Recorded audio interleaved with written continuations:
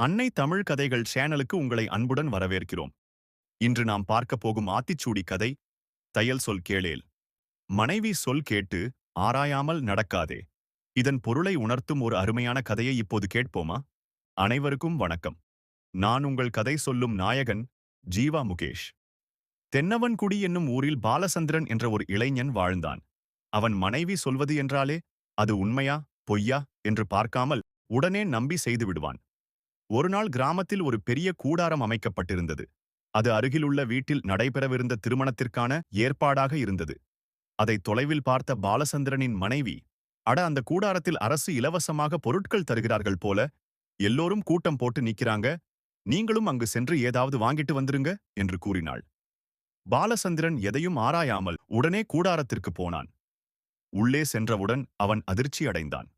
அங்கு திருமணத்திற்கான பாத்திரங்கள், அலங்கார பொருட்கள், சமைப்பதற்கான பொருட்கள் எல்லாம் வரிசையாக அடுக்கப்பட்டிருந்தது. அவன் ஒரு பெரிய பாத்திரத்தை எடுக்க முயன்றபோது திருமண ஏற்பாட்டாளர் கோபமாக ஓடி வந்து கேட்டார். ஏய், இது என்னப்பா? இது திருமணத்துக்கான பாத்திரம். யார் சொன்னது இங்கே இலவசமாக பொருள்கள் தருகிறோம் என்று? பாலசந்திரன் பதட்டத்துடன், அண்ணே, என் மனைவி சொன்னதால்தான் இங்கு வந்தேன் என்று கூறினான். அவர் சிரித்துவிட்டு, மனைவி சொன்னதாலையா? எதையும் கேட்டவுடனே நம்பி நடக்கக்கூடாதுப்பா. முதலில் அது சரியா உண்மையா என்று தெரிந்து கொண்டு செய்ய வேண்டும் என்று அறிவுரை கூறினார். அதன்பின் மனம் நொந்த பாலச்சந்திரன் தனது வீட்டிற்கு திரும்பினான்.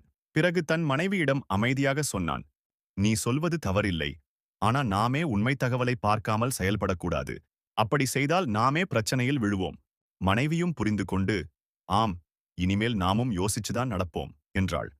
அந்த நாளிலிருந்து பாலசந்திரன் யாருடைய சொல்லாக இருந்தாலும் முதலில் ஆராய்ந்து பின்னர் முடிவு எடுக்கும் பழக்கத்தை வளர்த்தான். இந்த கதை நமக்கு சொல்லும் பாடம், யாருடைய ஆலோசனையாக இருந்தாலும் ஆராய்ந்து செயல்பட வேண்டும்.